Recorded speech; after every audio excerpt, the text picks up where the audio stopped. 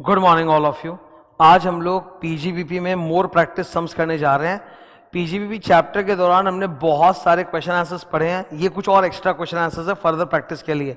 Fully solved है, मैं discuss कर देता हूं। मेरा मेन मकसद क्या होता है, सॉल्यूशन है उससे फर्क नहीं पड़ता। मेन मकसद होता है कि कोई भी सम को देखो तो उसको करने का तरीका क्या, अप्रोच कैसा है, तो वो मैं पूरा डिस्कस करूंगा सॉल्यूशन के साथ। Let's start. पहला सवाल, क्वेश्चन नंबर 1, ये किस पर है सर? सिर्फ डेप्रिसिएशन पर है। सिर्फ डेप्रिसिएशन पे इकलौता एक क्वेश्चन पूछा गया एग्जाम में। आओ देखते हैं। जब डेप्रिसिएशन के क्वेश्चन आए ना तो गौर से देखना चाहिए कि कितने ब्लॉक हैं, एक ही ब्लॉक है कि दो ब्लॉक है कि क्या है। Let's see. Compute depreciation on the following transaction of diamond toys industries. The following information is given to you as on 1/4/2022। Opening WD मतलब ब्लॉक 1 क्या है? फर्नीचर। फर्नीचर पे रेट क्या होता है? ब्लॉक 1 के अंदर कितने फर्नीचर हैं? 10 फर्नीचर है। और कितने ब्लॉक का ओपनिंग WD कितना है? 5 लाख। ब्लॉक 2 क्या है? बिल्डिंग। अभी ब्लॉक 2 के बारे में बात नहीं करेंगे, पहले ब्लॉक 1 पूरा खत्म करो। आप लोग देखोगे ना कि जब इस तरह के सम्स आते हैं जिसमें 2 ब्लॉक या 3 ब्लॉक रहते हैं तो कोई एक ब्लॉक होता है जो बहुत डिटेल में होता है और बाकी के ब्लॉक्स ऐसे ही होते हैं, हल्के फुल्के से होते हैं। तो जो डिटेल वाला है वो पूरा पहले अलग से करो ना। तो ब्लॉक 1 क्या है? फर्नीचर। तो फर्नीचर कहां कहां है? देखो, फर्नीचर फर्नीचर फर्नीचर।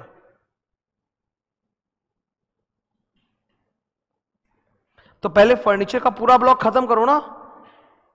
बिल्डिंग जो सेकंड ब्लॉक है, पॉइंट नंबर 2, ब्लॉक 2 बिल्डिंग, वो तो खाली एक ही आइटम है, उसका कुछ नहीं, वो तो आराम से हो जाएगा। तो जो ब्लॉक डिटेल में वो पहले सॉल्व करना चाहिए हमेशा, तो आराम से होगा। ठीक है, सिर्फ फर्नीचर पे फोकस करो। एक बार आपके ओपनिंग में कितने फर्नीचर थे? 10। ठीक है, फिर पॉइंट नंबर 3 में देखो क्या लिखा है, अक्वायर्ड ऑन 5 जुलाई 5 और फर्नीचर प्लस 5। फिर आपने सेल किया है 6 फर्नीचर, फिर आपने और खरीदा है 2 फर्नीचर। ठीक है, टोटल कितने फर्नीचर बचे हैं? 10 + 5 15, 15 - 6 9, 9 + 2 11 फर्नीचर। ठीक है, अब मेरे लिए डेटा काम का नहीं है, मेरे लिए ये डेटा बस इसी काम के लिए था कि कहीं सारे के सारे फर्नीचर तो नहीं बेच दिए, बिकॉज अगर ब्लॉक में सारे फर्नीचर बेच दोगे तो ब्लॉक खत्म हो जाएगा, फिर resulting figure will be short term capital gain या लॉस। तो बस वही मेरे काम का था। तो मैं देख लिया कि नहीं नहीं, हमारे पास तो अभी भी 9 फर्नीचर बचा है, तो अब मेरे लिए कोई काम का डेटा नहीं है। ब्लॉक के अंदर कितने असेट्स हैं, now it is no more relevant for me. I was only concern कि कहीं जीरो नहीं हो जाए। अगर जीरो हो जाएगा तो फिर वो शॉर्ट टर्म कैपिटल लॉस हो जाएगा। ठीक है, तो जीरो तो नहीं हुआ, तो मेरे लिए फिगर काम का नहीं है। Let's solve furniture. फर्नीचर की ओपनिंग कितनी है? 5 लाख। नीचे opening WDV 5 lakh. Block 1, block 1 furniture 10%, opening WDV 5 lakh. Add additions, आपने जितनी बार भी एडिशन किया हो, पॉइंट नंबर 3 और पॉइंट नंबर 5 में एडिशन हुआ है ना, तो दोनों एक साथ ही लिखा जाएगा ना नीचे। तो अच्छा, अक्वायर्ड ऑन, अगर आपको हम लोग पुट टू यूज का डेट नहीं दें तो आप यही मानोगे ना कि जिस दिन खरीदा उस दिन पुट टू यूज डाल दिया है। तो पॉइंट 3 में बोला अक्वायर्ड ऑन 5 जुलाई, मान लो पुट टू यूज है, एंड 5 में बोला अक्वायर्ड ऑन 10 जनवरी, मान लो पुट टू यूज है। तो दोनों एडिशंस को एक साथ नीचे लिखो, लिख दिया। एड एडिशन, 5 फर्नीचर 2 फर्नीचर, कितने पे खरीदा था आपने? वहां पे 4 लाख और 3 लाख, 4 लाख 3 लाख 7 लाख, टोटल कितना हो गया? 12 lakh. Okay, now wait a second. Point number 3 में खरीदा कब है? 5 जुलाई को। 3 अक्टूबर तक अगर खरीदते हैं तो फुल रेट, 3 अक्टूबर के बाद खरीदते हैं तो हाफ रेट। यार ये 5 वाले में कब खरीदा आपने? 10 जनवरी 23, तो ये तो हाफ रेट है, मेंशन करो नीचे यहां पे।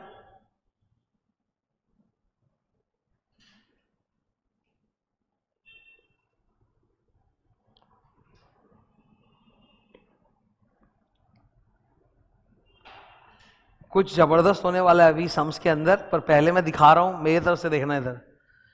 ये 3 लाख का जो फर्नीचर खरीदा है, हाफ रेट के बगल में क्या लिखा है? 3 लाख। तो 3 लाख का फर्नीचर जो खरीदा है, इस पे कितना रेट लगेगा? हाफ रेट 10% या 5%? 5%। ठीक है, वेट। अब हमने 4 नंबर पॉइंट में ऊपर फर्नीचर बेचा है, ऊपर 4 नंबर पॉइंट में आपने फर्नीचर बेचा है ना, 6 फर्नीचर, कितने का बिका है? बाप रे बाप सर, 10 लाख में बिक गया। मतलब अब हम क्या करेंगे? Less sale proceed 10 lakh, WDV कितना आ रहा है? 2 लाख। अब तुम ही बताओ, ये 2 लाख का जो WDV है, इसमें जब मैं डेप्रीशिएशन निकालूंगा तो डेप्रीशिएशन में हमेशा पहले हाफ रेट और फुल रेट होता है। तो पहले हाफ रेट वाला फर्नीचर कितने का है? 3 लाख का। लेकिन हमारे पास बचा ही कितना है? इसका मतलब पता है क्या है? इसका मतलब है कि वो जो 2 लाख का फर्नीचर आपके पास बचा हुआ है वो सब का सब हाफ रेट वाला ही है, क्योंकि हाफ रेट वाले फर्नीचर कितने खरीदे थे आपने? 3 लाख के। और हम तो फीफो बेसिस फॉलो करते हैं ना यहाँ पे डेप्रिसिएशन में, कि अगर बहुत सारा फर्नीचर खरीदा गया, बेचा गया, खरीदा गया, बेचा गया, तो हम यही मानते हैं कि बेचा वो है जो शुरू के स्टॉक में था। यानी कि the six furnitures that you have sold, you will believe that it is out of opening. तो यानी लेटेस्ट वाला जो है वो आपके पास अभी भी पड़ा हुआ है। तो यानी 2 लाख जो WDV है वो रिप्रेजेंट करता है आउट ऑफ दिस 3 लाख। यानी उस पूरे 2 लाख पे कौन सा रेट लगेगा? Half rate.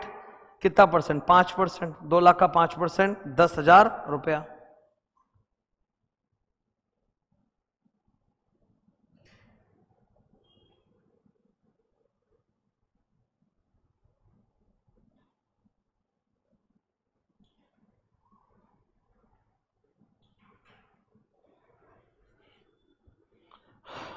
ठीक है। नॉर्मल सम्स में हमेशा क्या होता है? हाफ रेट फुल रेट करते हैं। हाफ रेट आपको जिस अमाउंट से मल्टीप्लाई करना होता है वो आप एडिशंस में जाके ढूंढते हो। एडिशन में वो अमाउंट 3 लाख का है।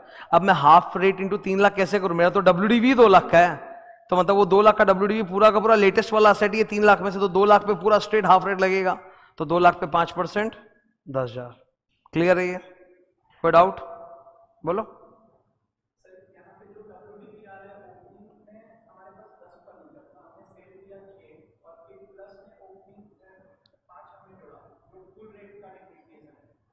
दस प्लस 5 15। हाँ हाँ, मैंने यहाँ मैथ्स में गलती कर दिया था क्या? तुम ये मैथ्स बता रहे हो क्या? 15 माइनस 6 9 2 11। हाँ, ये 11 फर्नीचर भले ही आपके पास पड़ा हुआ है, पर इनकी WDV कितनी आई है? 2 लाख आई है ना। तो यहां पे जो 2 लाख की WDV आई है 11 फर्नीचर्स की, you are not going to divide it between this and this. वो डिवाइड नहीं होता। इसी को तो बोलते हैं डीम्ड है कि फीफो मान लो। तो यही माना जाता है कि 11 furniture is actually represented by the latest 2 furnitures. तो लेटेस्ट 2 फर्नीचर्स में तो हाफ ही रेट जाएगा ना, इसीलिए हाफ रेट। तुम अलग अलग वैल्यू तो निकाल नहीं रहे हो, प्लीज अंडरस्टैंड दिस। एक स्टूडेंट सोचेगा कि सर 6 फर्नीचर में से ये 6 4 इसमें से गया 4, तो 4 बचेगा, 4 5 9 फर्नीचर यहाँ है, 2 फर्नीचर यहाँ है। तो 11 फर्नीचर जो पड़े हैं 9 पुराने वाला फर्नीचर है और 2 नया वाला फर्नीचर है, पर उनकी वैल्यू आपको पता है क्या? कैन यू से कि 2 लाख के WDV में नया वाला फर्नीचर 2:11 है और पुराना वाला 9:11 है? क्या इस तरह से बोल सकते हो? क्या एक एक फर्नीचर का कीमत तुमको पता है? नहीं। इसी को तो बोलते हैं डीम्ड फीफो। कि आप मान लो कि भले ही 11 फर्नीचर पड़े हैं पर वो लेटेस्ट रिप्रेजेंट करते हैं जो नया खरीदा है, बिकॉज लेटेस्ट फर्नीचर जो खरीदा है वो कितने का था? 3 लाख का, और WDV बची कितने की है? 2 लाख। तो you will always assume that 2 lakh is out of the latest 3 lakh, तो that will be chargeable to half rate. यही तो ज्ञान है। अगर ये अकाउंट्स की तरह होता, प्रोपोर्शन निकालते हैं, तो फिर टैक्स थोड़ा होता, तब इसका सम थोड़ा बन रहा होता। यही तो खास बात है सम्स की। ठीक है, कि है भले 11 फर्नीचर पर वैल्यू कितने की मानोगे आप? वो वैल्यू 2 लाख आप मानोगे कि लेटेस्ट 3 लाख सही है, तो डेप्रिसिएशन चार्जेबल कितना है? Half rate. You can not do like this कि तुम 2 लाख का WDV आ गया, अब तुम इसमें पता करोगे नए का कितना, ओल्ड का कितना, और फिर प्रोपोर्शनल डेप्रिसिएशन दोगे, हाफ रेट फुल रेट। वैसे नहीं होता। डेप्रिसिएशन में मैंने स्पेशल केसेस कराए थे अंदर में, वहां पे फीफो बेसिस था कि नहीं, कि डेप्रिसिएशन में फीफो माना जाता है। तो ये अगर मेरा लेटेस्ट नया जो मैंने 3 लाख का खरीदा और WDV 2 लाख बच रहा है, तो वो 2 लाख माना जाएगा उसी 3 लाख से। क्लियर है? ठीक है, भले 11 पीस फर्नीचर के बड़े, उससे फर्क नहीं पड़ता। तभी तो हम लोग बोलते हैं यहाँ पे, तुम खुद सोचो, अगर सारे फर्नीचर बिक जाते हैं, ब्लॉक खत्म हो जाता है, तो आप उसको शॉर्ट टर्म कैपिटल लॉस मान लेते हो तुरंत? या फिर उल्टा कि अगर मान लो सारे फर्नीचर नहीं बिके पर एक फर्नीचर इतना महंगा बिका कि पूरा ब्लॉक खा गया, तो तुम शॉर्ट टर्म कैपिटल गेन मान लेते हो?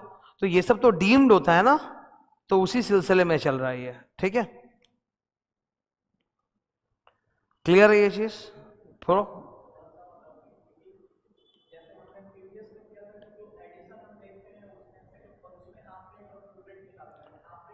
इसका कैलकुलेशन कैसे करेंगे, जस्ट एक बात करते हैं, ठीक है। जो कर रहे हैं देख लो इधर, WDV कितना आ रहा है? हाफ रेट वाला असेट जो है उसकी वैल्यू कितनी थी?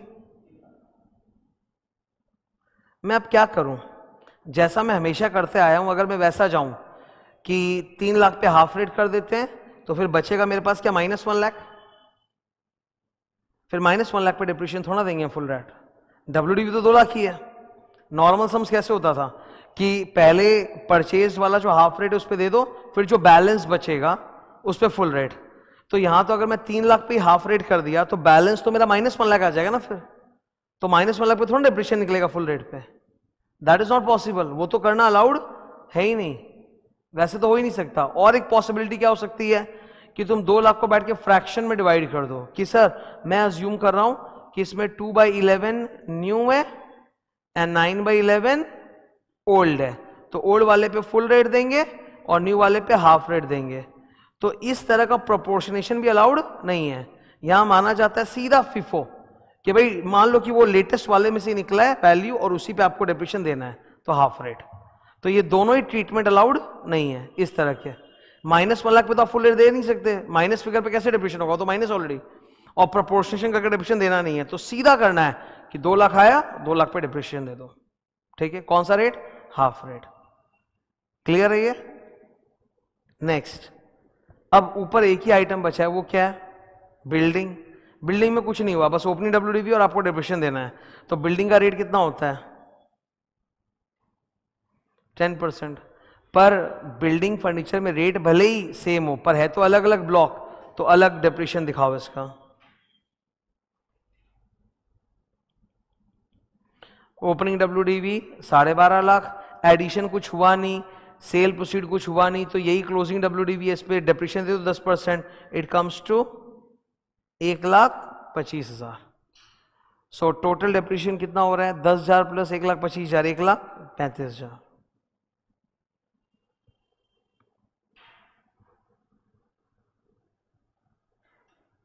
ओके, ठीक है। इस सम्स में खास क्या सीखने को मिला कि भाई हुआ ये कि बीच में कोई एसेट बिक गया जो बहुत हाई वैल्यू का था, उस वजह से बहुत सारा वैल्यूएशन खत्म हो गया। इनफैक्ट हाफ रेट का जो एसेट है वो उतना WDV भी नहीं बचा हमारे पास, तो जो बचा है उसी पे हाफ रेट पूरा दे देना है। ये इस 2 तरह के ट्रीटमेंट नहीं हो सकते जो दिखे, ये काटने ऐसे नहीं करना है, सीधा जो बचा है वही हाफ रेट मान के उस पर डिप्रीशिएशन दे देना है। नेक्स्ट क्वेश्चन नंबर 2, ये एग्जाम क्वेश्चन है। एक चार्टर्ड अकाउंटेंट सचिन नया नया प्रैक्टिस चालू किया है और तुम्हारे ईयर में ही चालू किया, 22-23। अच्छा, अगर वो तुम्हारे ईयर में ही चालू किया है तो ओपनिंग WDV क्या होगा? नील।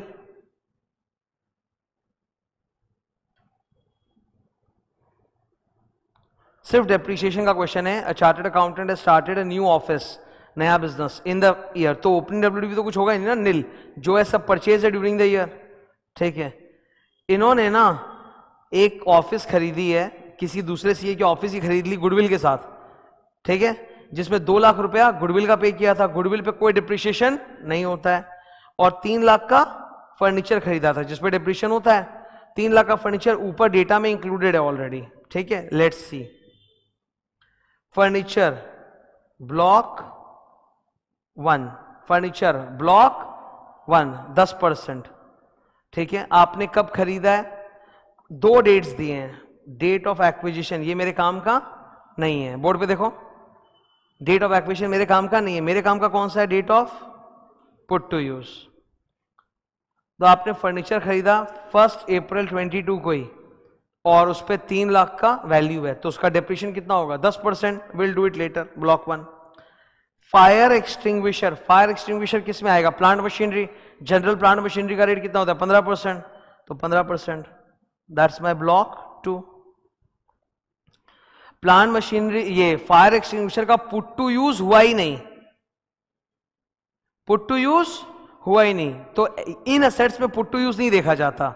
If they are ready for use that's enough, तो रेडी फॉर यूज था ना, दैट्स इनफ। इस पे डेप्रिसिएशन मिलेगा आपको, कितना मिलेगा? 15%। ठीक है, इस पे मिलेगा 10%, इस पे मिलेगा 15%। ब्लॉक 3, अब ये बैलेंस पूरा ब्लॉक 3 है 40%। ब्लॉक 3 में देखो क्या क्या है, books 40%, laptop, computer, software, printer सब 40% वाले, तो ये एक ही ब्लॉक है 40%। सबसे पहले क्या है? बुक्स, इसमें एनुअल पब्लिकेशन 12,000 क्या है, क्या मुझे कोई फर्क पड़ता है? नहीं। लैपटॉप, कंप्यूटर, सॉफ्टवेयर, प्रिंटर सब 40% वाले हैं। अब मुझे क्या देखना है? पुट टू यूज का date in your previous year 22-23, leap year नहीं है, 21-22 में भी लीप ईयर नहीं था। ऐसे केसेस में 3 अक्टूबर तक अगर आप पुट टू यूज कर लेते हो तो वो फुल रेट है। 3 अक्टूबर की बात करते हो तो क्या है? हाफ रेट है। क्योंकि 3 अक्टूबर जो है ना, अगर मैं पीछे से काउंट करूं, मतलब सपोज 31 मार्च 2023 पीछे आते जाओ, तो 3 अक्टूबर जो आएगा दैट इज एग्जैक्टली 180 डेज। ठीक है, that is exactly what? 180 days. तो 3 अक्टूबर जैसे ही क्रॉस हो जाएगा 4 अक्टूबर, वो 179 डेज है। तो यानी 4 अक्टूबर या उसके बाद जब भी खरीदोगे टिल 31 मार्च, वो 179 डेज या उससे कम ही होगा, तो उस पर हाफ रेट है। पर 3 अक्टूबर को यूज हुआ है या उसके पहले हुआ है तो वो greater than equal to 180 days है, तो फुल रेट है। तो 3 अक्टूबर तक फुल रेट, उसके बाद पुट टू यूज है तो half rate. 1 April fool rate, 1 अक्टूबर फुल रेट, 3 अक्टूबर फुल रेट, 4 अक्टूबर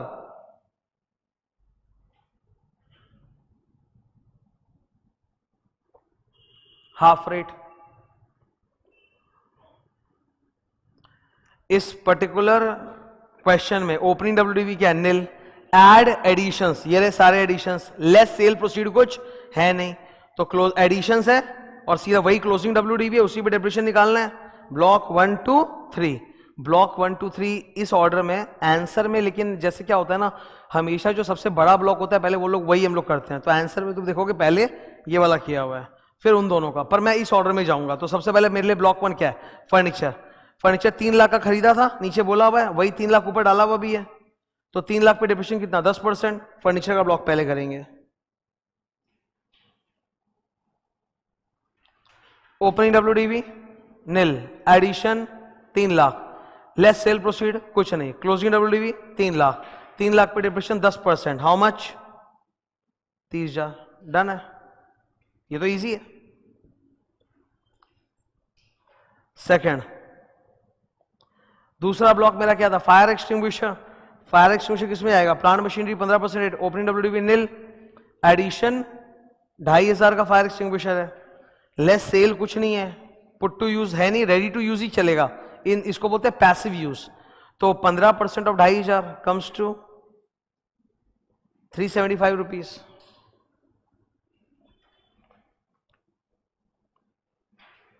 नेक्स्ट, प्लांट मशीनरी का ही ब्लॉक है। बुक्स कंप्यूटर को भी प्लांट मशीनरी कहते हैं, पर रेट कितना है? 40%। ओपनिंग कितना है? नील। एड एडिशंस, एडिशंस में हमेशा पुट टू यूज का रेट डालेंगे, इन दोनों में हाफ रेट लगेगा, बाकी सब फुल रेट। तो 8,500 प्लस 12,000 एडिशन जो है 20,500, इस पे हाफ रेट है और बैलेंस पे फुल रेट है। क्लोजिंग डब्ल्यू सेल प्रोसीड कुछ है नहीं, क्लोजिंग डब्ल्यू वही है 1,11,500। डेप्रीशिएशन 8,500 और 12,000 पे कौन सा रेट है? Half rate. और बैलेंस में क्या होगा? 40,000। अब बैलेंस में क्योंकि सम्स में डेटा कुछ है नहीं, तो 3 का एडिशन जोड़ो या डब्ल्यूडीवी माइनस कर दो, एक ही बात है, वैसे ही आंसर आएगा।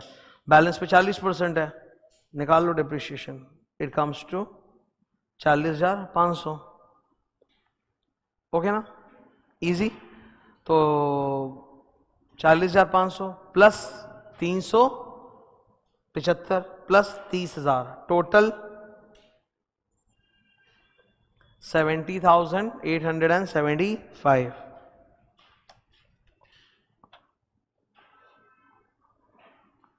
Okay, done.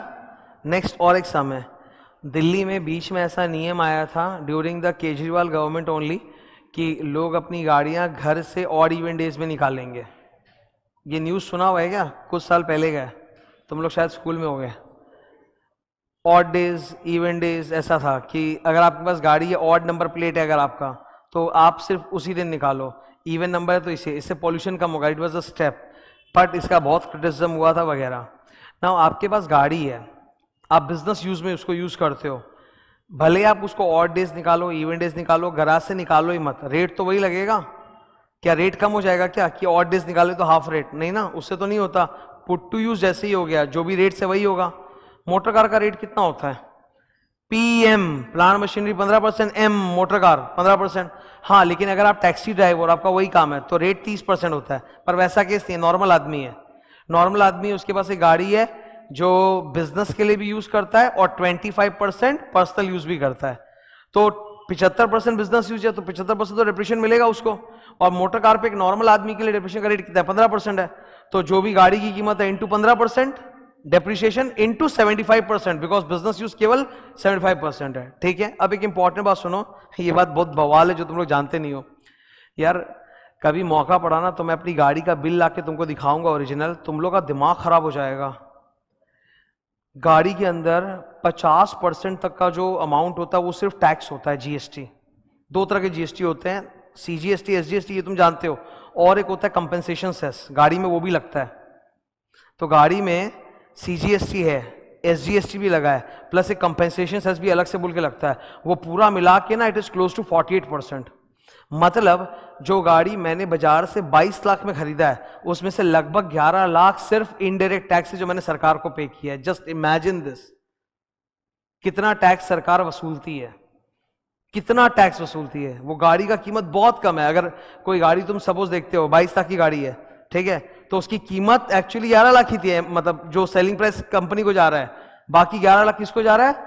सरकार को जा रहा है टैक्स के नाम पे। समझ रहे हो ना? प्रॉब्लम क्या है, ये जो जीएसटी हम लोग देते हैं इसका हम लोग को आईटीसी नहीं मिलता।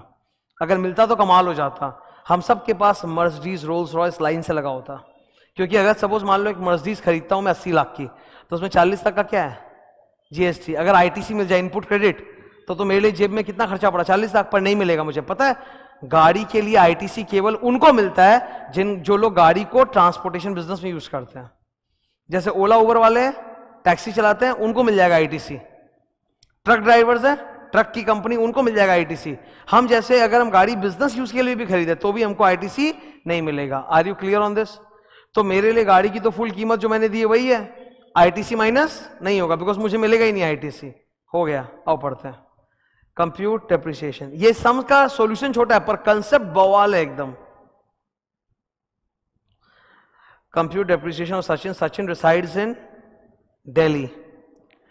As per the new rule in the city, private cars can be piled in the city only on alternate days. उससे कोई फर्क नहीं पड़ता, लिखो यूजलेस।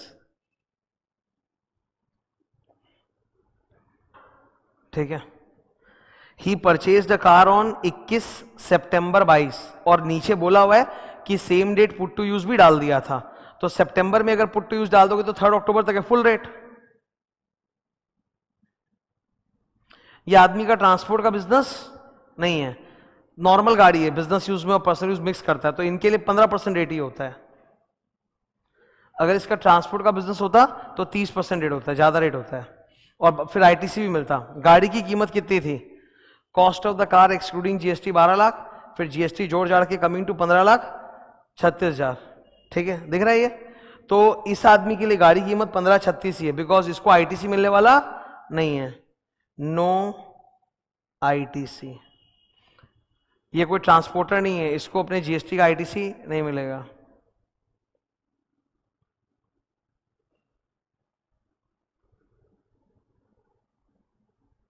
ओके है? तो 15,36,000 आपकी वैल्यू, उसी पे आप डिप्रेशन क्लेम करोगे। इसने पर्सनल यूज के लिए गाड़ी कितना यूज करना है? 25%। तो डिप्रेशन कितना मिलेगा? 75%। लिख दो।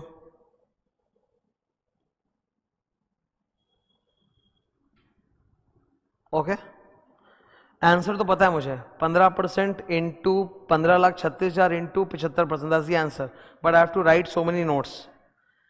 किसी ने उसको एडवाइस किया कि देखिए आपको डेप्रिसिएशन आधा ही मिलेगा because odd days even days use होते हैं। बकवास बात है ये।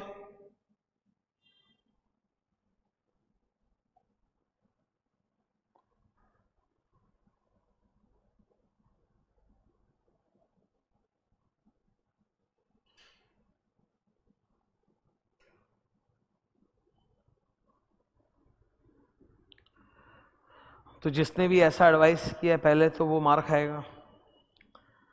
उसके बाद ही started the car using the car immediately after purchase, सितंबर में ही उसका पुट टू यूज हो गया तो फुल रेट है। डेप्रिसिएशन निकालो तो सर वो तो बहुत ही सिंपल है यार, 15% रेट है, वैल्यू कितना है 15,36,000 into 75% comes to 1,72,800, that is the depreciation you will claim. पर तुमको ये सब नोट देना पड़ेगा क्योंकि ये सॉल्यूशन का क्वेश्चन नहीं था, ये कंसेप्ट का क्वेश्चन था कि तुम बोलोगे कि इनका तो सितंबर में यूज है तो फुल रेट है, गाड़ी ऑड इवन डेज से कोई फर्क पड़ता नहीं है, he is not a transporter, इनको आईटीसी मिलने वाला नहीं, इनका कॉस्ट 1536 ही है और इनका रेट भी 15% होगा, 30% नहीं होगा बिकॉज ये नॉर्मल आदमी है, ट्रांसपोर्टर नहीं है। ओके, क्वेश्चन नंबर 4, सब छोटे क्वेश्चन है यार।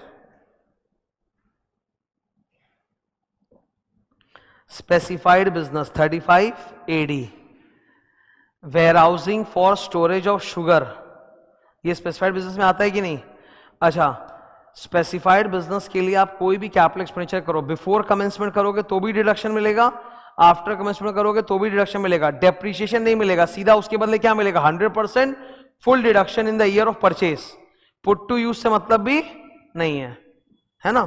कोई भी कैपेक्स करोगे before commencement after commencement deduction मिलेगा, पुट टू यूज से मतलब नहीं है, ईयर ऑफ परचेज में फुल डिडक्शन भी आपको मिल जाएगा। ठीक है, कौन सी चीजों का डिडक्शन नहीं मिलता? लैंड, गुडविल, फाइनेंशियल इंस्ट्रूमेंट, ना उनका डेप्रिसिएशन होता है ना उनका डिडक्शन होता है। ग्रेट। इन्होंने धंधा चालू किया है, कमेंस्ड बिजनेस ऑन 1 अप्रैल 2022, तो 22-23 में ही धंधा इनका कमेंस हुआ है। 22-23 का इनका नेट प्रॉफिट है 150 लाख बिफोर डिप्रिसिएशन।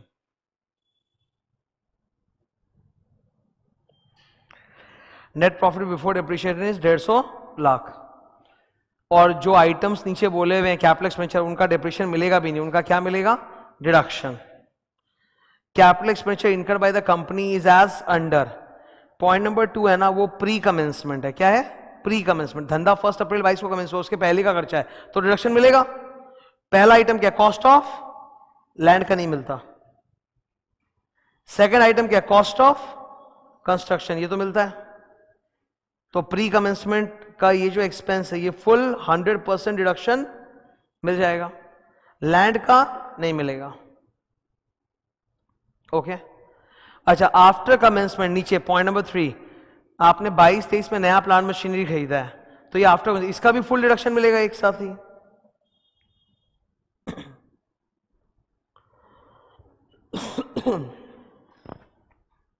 सो यहां नोट्स इंपॉर्टेंट है, यहां सॉल्यूशन तो छोटा सा ही है, नोट्स। एक्सपेंडिचर चाहे बिफोर हो चाहे आफ्टर, डिडक्शन मिलेगा। Sugar business, warehousing of sugar आता है 35 AD में।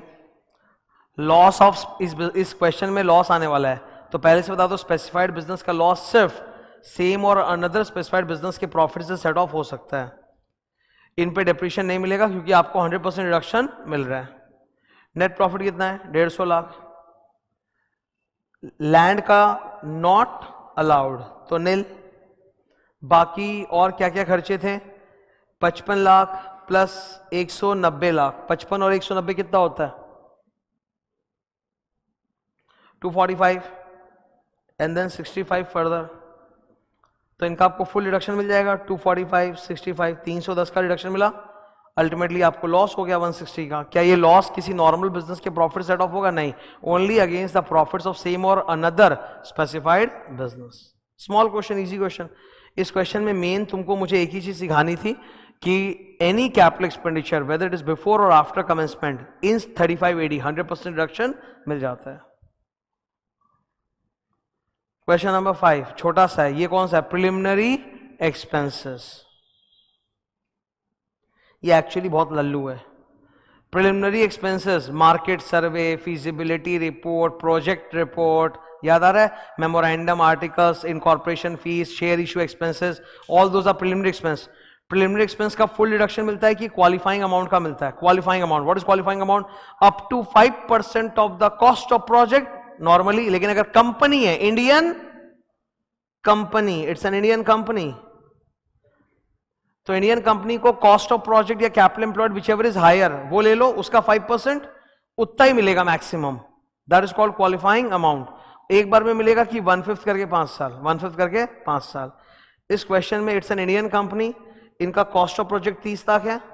नीचे देखो यहां जहां मेरा हाथ है, कॉस्ट ऑफ प्रोजेक्ट 30 लाख है, कैपिटल एम्प्लॉयड 40 लाख है। तो हम कैपिटल एम्प्लॉयड लेंगे ना 40 लाख, हायर फिगर 40 लाख का 5%, 2 लाख, 2 लाख ही मिलेगा आपको। अच्छा आपके एक्सपेंसेस कितने हुए थे? बाप रे बाप 11 lakh. Project report, market survey, legal and other charges for issue of capital, ये सब अलाउड है, ये सब प्रीलिमिनरी एक्सपेंस होता है। तो सारा प्रीलिमिनरी एक्सपेंस 11 लाख का है, पर क्वालिफाइंग अमाउंट आएगा 5% ऑफ 40 लाख इस 2 लाख, तो 2 लाख का ही मिलेगा बेचारे को डिडक्शन केवल। तो 11 लाख और 2 lakh which ever is lower, सिर्फ 2 लाख का ही डिडक्शन मिलेगा। That is the qualifying amount. और 2 लाख का डिडक्शन एक बार में मिलेगा कि 1/5 करके 5 साल में? 1/5 करके, तो इस साल 40,000, फिर 40,000, फिर 40,000, इस तरह से।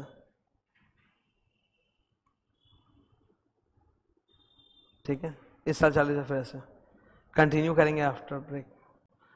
मोर प्रैक्टिस के अंदर पीजीबीपी में अब हम स्टार्ट करेंगे क्वेश्चन नंबर 6 से। Very good question. ये क्वेश्चन पूरा लंबा सम नहीं है, इंस्टेड इसमें बहुत सारे आइटम्स दिए हुए हैं एक्सपेंडिचर के, हमें बताना है कि कौन सा अलाउेबल है और कौन सा डिसअलाउड है। तो उस लिहाज से बड़ा अच्छा सम से प्रैक्टिस के लिए let us start. Question, state with reasons the taxability और deductibility on the following transaction of Sukhdev limited. Sukhdev limited is engaged in pharmaceutical, तो ये फार्मास्यूटिकल वाली कंपनी है, that's all. Furnishes the following information for 31/3/23। ये रहे 8 transactions. नीचे आओ, हमें बताया गया है कि इनका रिटर्न फाइलिंग डेट होता है 31 अक्टूबर। 31 अक्टूबर रिटर्न फाइलिंग डेट बोलने का मतलब है कि इन लोग टैक्स ऑडिट कराते होंगे, तभी इनका 31 अक्टूबर का डेट है, वरना तो 31 जुलाई होता है। तो टैक्स ऑडिट का डेट है, अकॉर्डिंगली रिटर्न फाइलिंग डेट है 31 अक्टूबर। क्वेश्चन में बोल दिया है that computation of income is not required. आपको टोटल इनकम कंप्यूट नहीं करनी, उतना डेटा है ही नहीं कि निकाल सके, बल्कि इंडिविजुअल आइटम्स दिए हुए और हमको इंडिविजुअल आइटम्स के बेसिस पर डिसीजन लेना है कि भाई डिडक्शन मिलेगा या नहीं मिलेगा। Okay, first return file date क्या है? 31 अक्टूबर। यहां पर एक फर्स्ट ट्रांजैक्शन में थोड़ा सा एडिट कर दो, लिखो 31 अक्टूबर। अब डिस्कस करते हैं। जो अलाउड है वो टिक, जो डिसअलाउड है वो क्रॉस। पहला item, municipal tax relating to office building 51,000 rupees not paid till return filing date. पहले बात करते हैं, ये कंपनी है, ये हाउस प्रॉपर्टी इनकम कैलकुलेट नहीं कर रही, पीजीबीपी कैलकुलेट कर रही है, तो आपको एचपी से कोई मतलब नहीं है। तो म्युनिसिपल टैक्स देते हाउस प्रॉपर्टी बस सोचने लग जाना, इट्स अबाउट पीजीबीपी। पीजीबीपी में हमने पढ़ा है कि एक सेक्शन होता है, लिख लो प्लीज, 43B। सेक्शन 43B बोलता है कि there are certain expenditures, 6 expenditures जिनका डिडक्शन अक्रूवल बेसिस पे नहीं मिलता, जिनका डिडक्शन पेमेंट बेसिस पे मिलता है। आप पे करोगे तो डिडक्शन है, वरना डिडक्शन नहीं है। उसमें सबसे पहला आइटम है टैक्सेस। तो टैक्सेस में तो म्युनिसिपल टैक्स भी आएगा। तो अगर आपने ये रिटर्न फाइल डेट तक पेमेंट नहीं किया तो ये अलाउड है क्या? नहीं, डिसअलाउड। देखो इंपॉर्टेंट चीज याद रखना, 2 मुद्दों पे सोचना। नंबर 1 कि जो ट्रांजैक्शन पूछा गया उसका सेक्शन नंबर क्या है, और सेक्शन नंबर तुम जानते हो, बिकॉज जो मैंने इंपॉर्टेंट सेक्शन नंबर्स बताए ना उसी में से है, तो you know the section number. सबसे पहले सेक्शन नंबर सोचना। दूसरी चीज सोचना अलाउड है या डिसअलाउड है। ओके, अच्छा कुछ कुछ केस ऐसा आएगा जहां पे पार्शियली अलाउड है, पार्शियली डिसअलाउड है, तो वहां डिसअलाउड अमाउंट कितना वो देखना और लिख देना। Let's start. Second, patent acquired for rupees 20 lakh on which date? 1st September and used. Patent is an intangible asset. आपने सितंबर 22 में खरीदा और यूज में डाल दिया, पुट टू यूज 3 अक्टूबर के पहले ही है, तो फुल रेट ऑफ डिप्रिसिएशन लगेगा. इंटैंजिबल असेट पे डिप्रिसिएशन का रेट क्या होता है? 25%. डिप्रिसिएशन का सेक्शन नंबर क्या होता है? 32. तो इस पे डिप्रिसिएशन कितना निकलेगा? 20 लाख पे 25% कम्स टू 5 लाख. लिख दो बगल में, depreciation equal to 5 lakh allowed. तो 20 लाख का पेटेंट है, 25% फुल रेट पे होगा बिकॉज सितंबर में आपने पुट टू यूज डाल दिया ना, तो allowed. Great. Next, capital expenditure other than building on scientific research. Scientific research का सेक्शन नंबर क्या होता है सर? 35. साइंटिफिक रिसर्च में जो कैपिटल एक्सपेंडिचर हम लोग करते हैं उसका डिडक्शन धीरे धीरे मिलता है कि एक ही बार में पूरा मिल जाता है? सर एक ही बार में 100% डिडक्शन मिल जाता है, बट लैंड का नहीं मिलता है. अब इन्होंने हमको बोला capital expenditure other than building. ये अदर देन बिल्डिंग का कोई यूज तो है नहीं, क्योंकि अगर बिल्डिंग होता भी तो उसका भी फुल डिडक्शन मिलता. तो ये लाइन मेरे लिए, even if the capital expenditure included building, I would have received the deduction for that also. खाली लैंड का नहीं मिलता है. तो इन्होंने बोला इनका कैपेक्स हुआ है 10 lakh which includes cost of land 2 lakh. तो लैंड का तो नहीं मिलेगा, तो अलाउड कितना है? 8 lakh.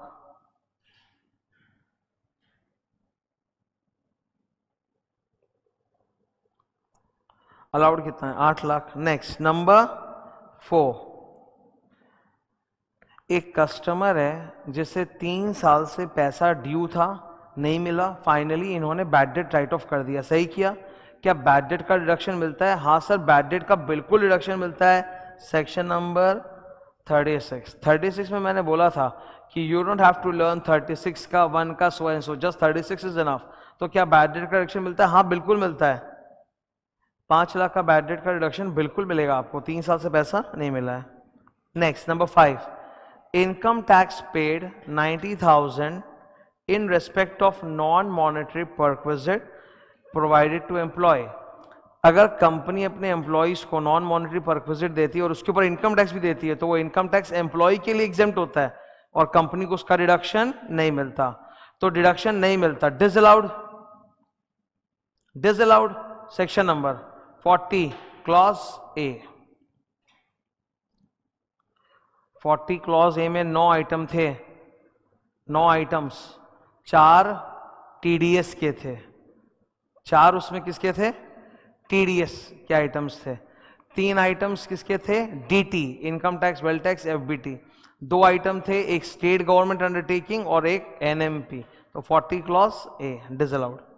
Next, 6 number, provident fund contribution of. सावधान, अगर एम्प्लॉय का प्रोविडेंट फंड कंट्रीब्यूशन होता है ना, किसका? एम्प्लॉय का, तो वो तो अगले महीने की 15 तारीख को ही जमा हो जाना चाहिए. जो प्रोविडेंट फंड एक्ट में कानून है उसी के अंदर 15 तारीख को, वरना डिसअलाउड. ठीक है, वरना वो क्या हो जाएगा? डिसअलाउड हो जाएगा. Section number 36. लेकिन ये किसका कॉन्ट्रीब्यूशन है? एम्प्लॉयर. एम्प्लॉयर्स कॉन्ट्रीब्यूशन अगले महीने 15 तारीख तक नहीं भी होता तो कोई बात नहीं, अगर रिटर्न फाइलिंग डेट तक हो जाएगा तो रिडक्शन मिल जाएगा. इनकी रिटर्न फाइलिंग डेट क्या है? 31 अक्टूबर. और एम्प्लॉयर्स कॉन्ट्रीब्यूशन जमा कब किया है? July 2023, within return filing date. मैं कौन से सेक्शन की बात कर रहा हूं? I am talking about 43B. ऐसे तो 36 में अलाउड होता है, पर बात पेमेंट की हो रही है ना कि पे कब हुआ. तो 43B बोलता है कि 6 ऐसे एक्सपेंसेस हैं जिनका पेमेंट बेसिस में डिडक्शन मिलेगा अगर रिटर्न फाइल डेट तक पेमेंट हो जाए. टैक्सेस, फिर एम्प्लॉय को लेके 3 आइटम थे, बेल, bonus commission, leave salary, employer's contribution to fund, फिर था रेलवेज और बैंक्स इंटरेस्ट वगैरह. तो एम्प्लॉयर्स कॉन्ट्रीब्यूशन अगर रिटर्न फाइल डेट तक भी हो जाए तो डिडक्शन मिल जाएगा. अलाउड है. Yes. 7 number, expenditure towards advertisement in the souvenir of a political party. Section 37 के अंदर ही बोला हुआ डिसअलाउड है. मैं स्पेसिफिकली बोलूं, एक सेकंड, कंटिन्यू कर रहे हैं सेक्शन नंबर 37। ऐसे तो एडवर्टाइजमेंट पॉलिटिकल पार्टी वाला अलग से 37 ब्रैकेट में सबसेक्शन 2B में बोला हुआ है, but I have told you कि सबसेक्शन याद नहीं भी रखो तो चलेगा। 37 बोल दो, डिसअलाउड है। 38 refund of GST 75,000 receive during the year which was claimed as expenditure in earlier year. पुराने साल का कोई एक्सपेंडिचर जो रिकवर हो गया, रिकवरी, तो वो इस साल के लिए क्या है, deemed income. Section number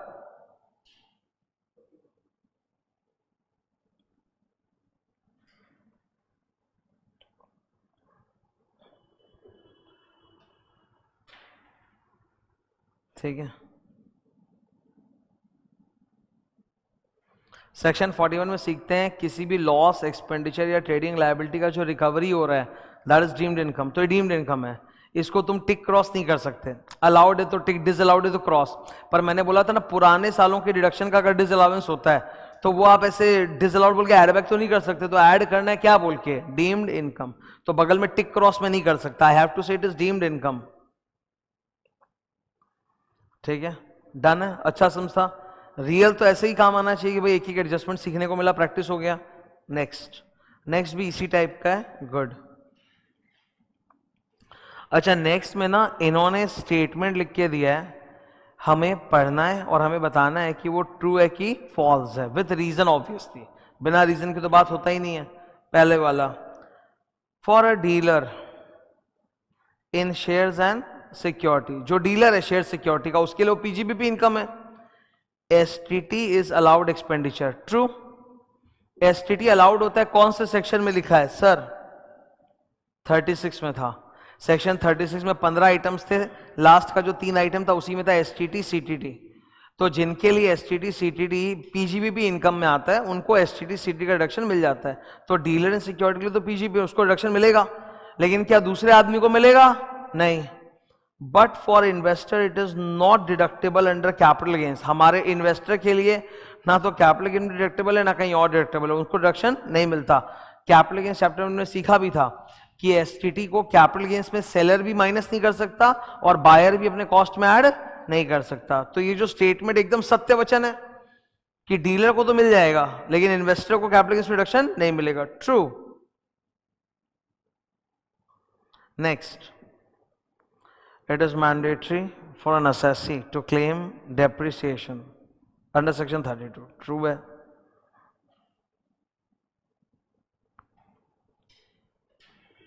third, family planning expenditure. मैं याद दिलाता हूं, फैमिली प्लानिंग एक्सपेंडिचर अगर रेवेन्यू एक्सपेंडिचर होता है तो फुल्ली अलाउड, कैपिटल एक्सपेंडिचर होता है तो 1/5 करके 5 साल में अलाउड होता है। परंतु सबसे विशेष बात, family planning expenditure is allowed only to company SSC.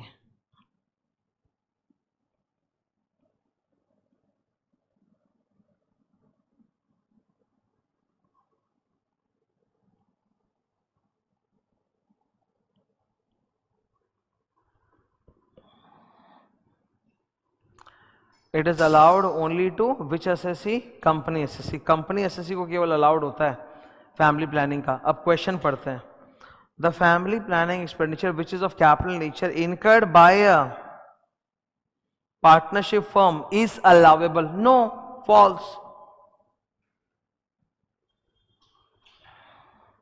Partnership firm को अलाउड नहीं है, सिर्फ कंपनी एसएससी को अलाउड है।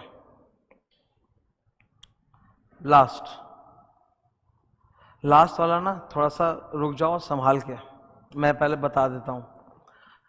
एक सेक्शन हमने पढ़ा था 40A सबसेक्शन 3, 10,000 रुपए के ऊपर अगर आप कोई भी एक्सपेंडिचर करते हो, it has to be by account paid cheque, account paid draft, ECS या ईमोड रूल 6 अब्बा, ठीक है।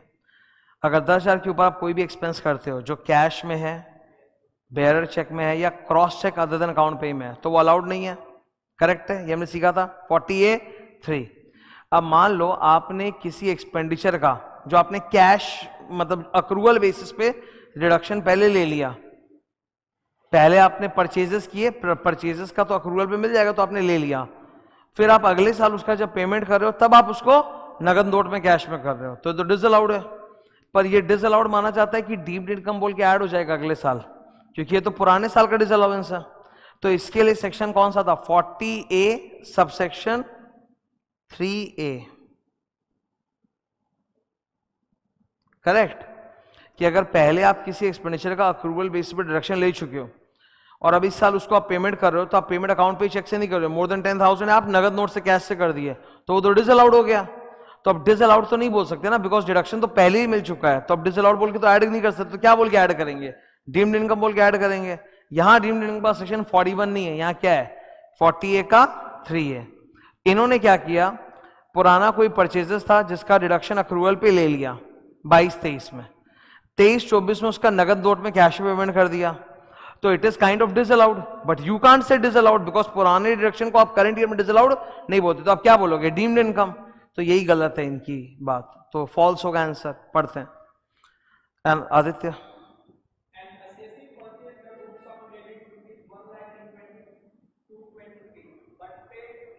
तो 22-23 में आपने 1 लाख का सामान खरीदा, खरीद पे आपने उससे डिडक्शन भी ले लिया होगा, but paid by cross cheque not marked account pay in 23-24। तो 23-24 में डिसअलाउड, बट आप ऐसे नहीं बोल सकते कि 23-24 में डिसअलाउड। डिसअलाउ वो चीज होता है जो हम मांग रहे हो, 23-24 में तो हम डिडक्शन मांग ही नहीं रहे, हम तो पहले लेके बैठ गए हैं। तो 23-24 में आप डिसअलाउड नहीं बोलोगे, आप क्या बोलोगे? Deemed income. इन्होंने क्या बोला? The entire expense is disallowed in the year of purchase. अरे 23-24 में पता चला कि कैश में पेमेंट हुआ है या चेक से, बेयर चेक से हुआ है, तो आप 22-23 में जाके डिसअलाउ कैसे करोगे पीछे? वो तो पॉसिबल नहीं है। तो आप तो इसको 23-24 में डिसअलाउ करोगे ना, तो उसका तरीका क्या है?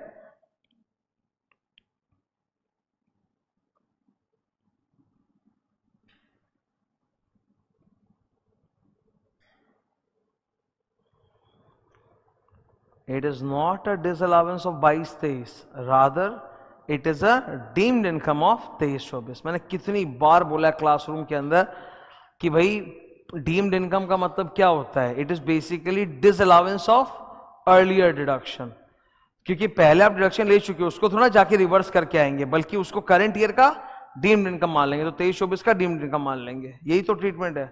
So the answer is false. ठीक है, इतने दिन से जो वो कंसेप्ट मैंने पढ़ाया कि डीम्ड इनकम क्या होता है, it is basically disallowance of a deduction that you have wrongfully claimed in earlier year, वो आज हमारे सामने काम आ गया। कोई स्टूडेंट बोलेगा हाँ सर ये ट्रू ही तो है, अरे ट्रू नहीं है, ध्यान से। ये बोल रहे हैं entire expenses disallowed in the year of credit purchase, मतलब इन 2022-23। अरे 22-23 में जो डिडक्शन हम ले लिए, फ्यूचर में जाके जब पता चलता है कि वो कैश में था, तो क्या 22-23 का फाइल रीओपन करके वापस से पूरा इनकम कैलकुलेट करके फिर से रिवाइज रिटर्न जमा करेंगे क्या? Are you getting my point? अगर मेरे को पिछले किसी साल में रॉन्गफुल डिडक्शन मिला है, तो पिछले सालों का रिटर्न खोल के रिवाइज करके चेंज करना पड़ेगा क्या कि करंट ईयर में डीम्ड इनकम मान लेंगे? करंट ईयर में डीम्ड इनकम मान लेंगे, तो वही करना चाहिए ना। तो रॉन्ग ट्रीटमेंट है, इसलिए फॉल्स आंसर।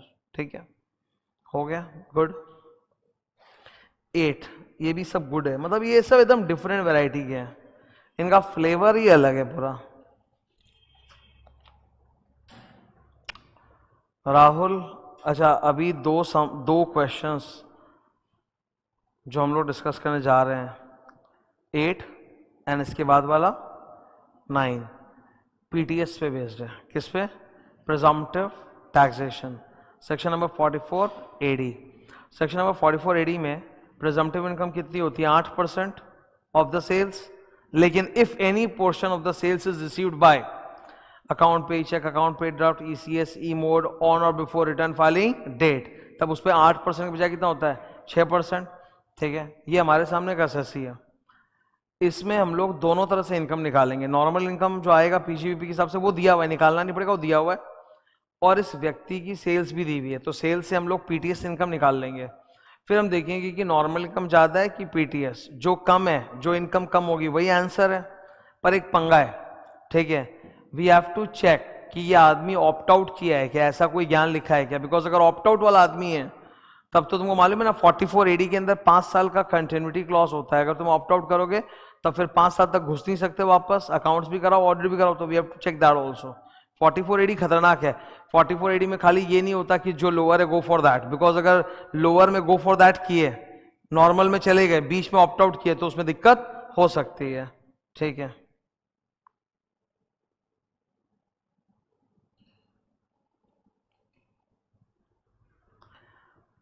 लास्ट ईयर ही हैड फॉलोड पीटीएस, लो गया काम से, ये तो पहले से पीटीएस कर रहा है,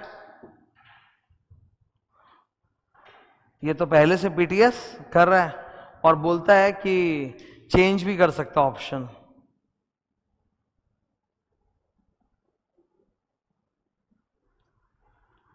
ऑप्ट आउट की बात चल रही है।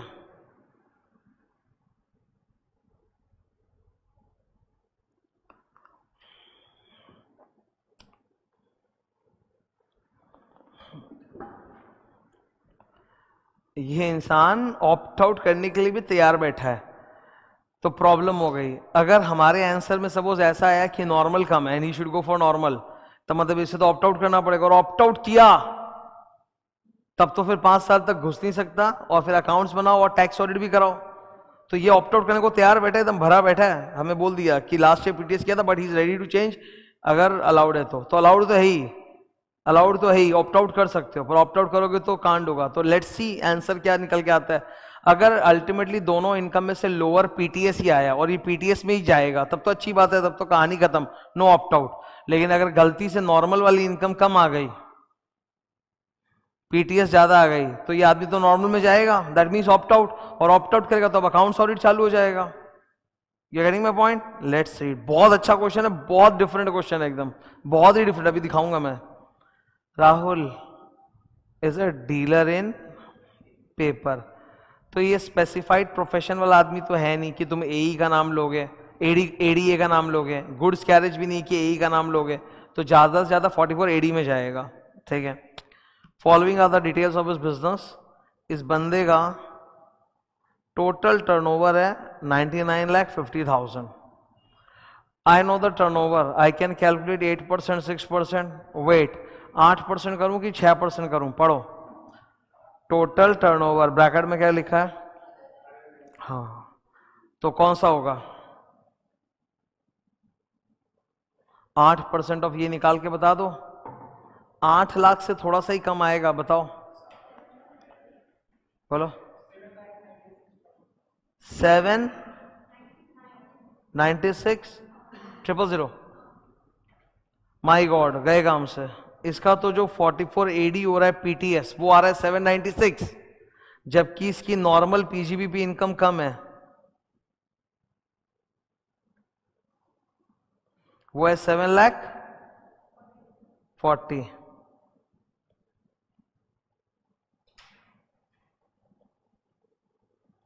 देख रहे हो क्या कांड हो गया?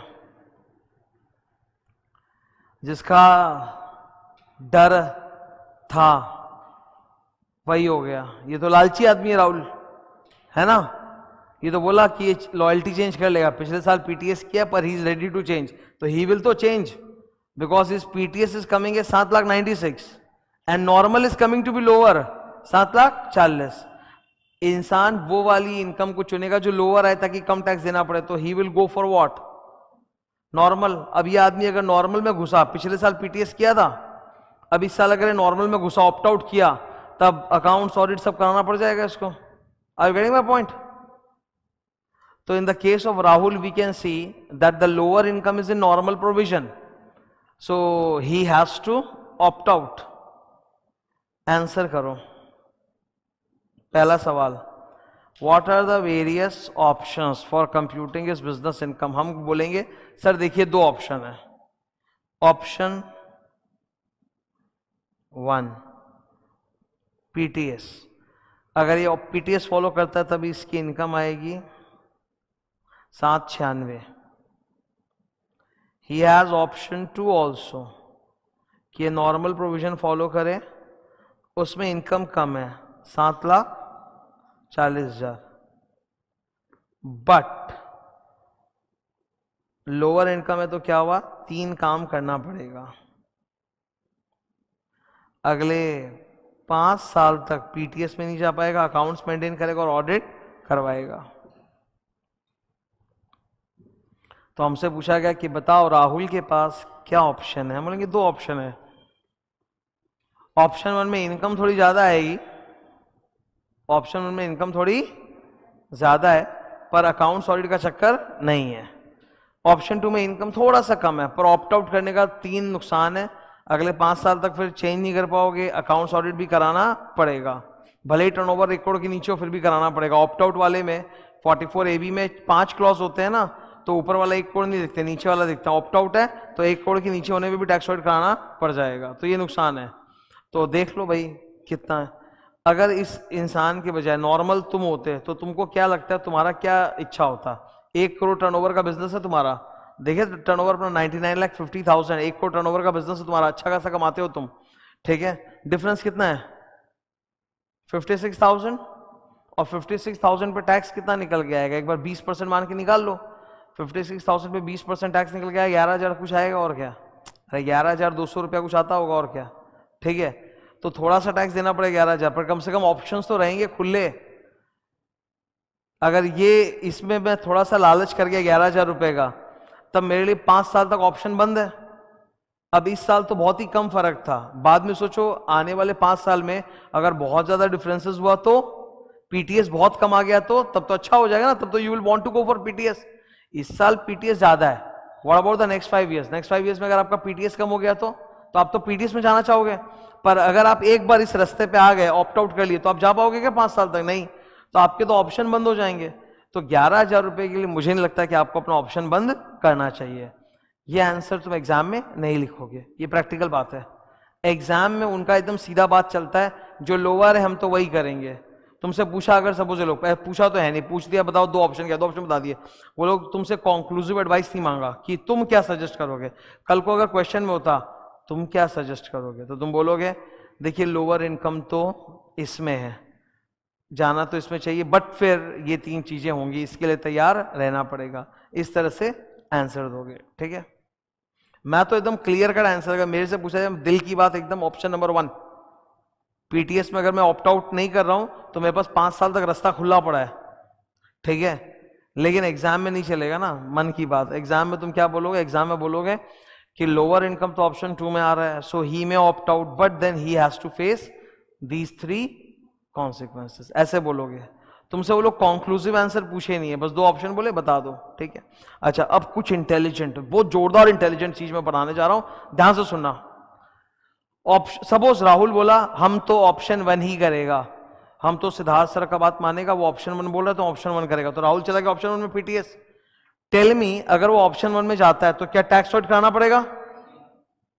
क्या टैक्स ऑडिट कराना पड़ेगा? नहीं, टैक्स ऑडिट नहीं कराना पड़ेगा ना, तो रिटर्न फाइलिंग डेट क्या होगा? करेक्ट। लेकिन सपोज अगर वो मेरी बात नहीं माना, वो बोला कि हम तो नहीं मानने वाले, हम तो जहां पैसा बचता है वही सोचते हैं, और वो ऑप्शन 2 में चला गया, तो ऑप्शन 2 में तो सर अगर आप गए तो आप ऑप्ट आउट किए, आपको टैक्स ऑडिट कराना पड़ेगा, और जिसको टैक्स ऑडिट कराना पड़ता है उसका रिटर्न फाइलिंग डेट क्या होता है?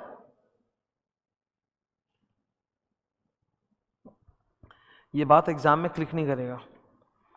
अभी तो मैं बुलवा के एक लाइन से लॉजिकली क्लिक करवा दिया, एग्जाम में जब आएगा ऑटोमेटिकली ऐसे हो जाएगा, इट वोंट क्लिक।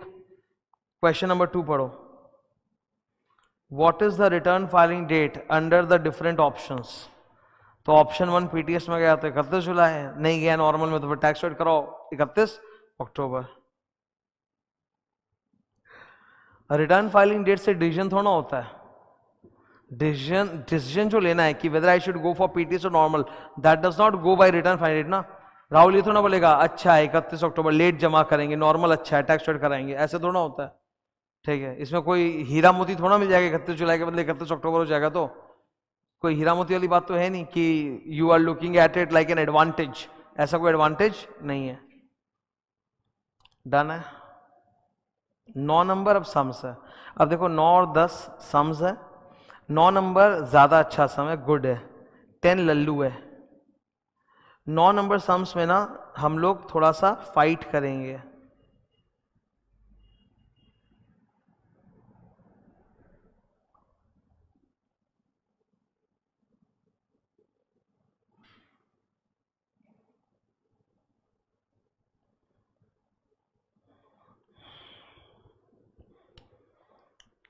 सम्स अच्छा है, ठीक है, इसमें थोड़ा सा फाइट होगा। तुम दोनों तरह से इनकम निकालोगे और फिर एडवाइस दोगे, ओके। अगर मान लो पीटीएस कम आता है, पीटीएस इज लोअर, तब तो सर इजी है, we will suggest the assessee कि सर आपको पीटीएस फॉलो करना चाहिए। लेकिन अगर सपोज आंसर में नॉर्मल लोअर आता है तो फिर क्या आंसर होगा? तो अपने बोलेंगे देखिए अगर आप पहले से पीटीएस कर रहे हो तब हम बोलेंगे कि लोअर होने पे भी नॉर्मल में जाना थोड़ा खतरनाक है, बिकॉज अगर आप ऑप्ट आउट कर लिए 5 साल पीटीएस के पहले ही, तब फिर आप अगले 5 साल तक पीटीएस में नहीं जा पाओगे, अकाउंट साइड खाना पड़ेगा। और अगर हाँ आप पहले से पीटीएस नहीं कर रहे हो तब तो ऑप्ट आउट का बात ही नहीं है, तब तो आपके पास खुला ऑप्शन है, दोनों में से जो भी लोअर है go for that. So if normal is lower you go for normal. ठीक है, लेट्स डिस्कस। पढ़ना जोर से अर्चित। ओ शिट, लो इन्होंने तो बोल ही दिया।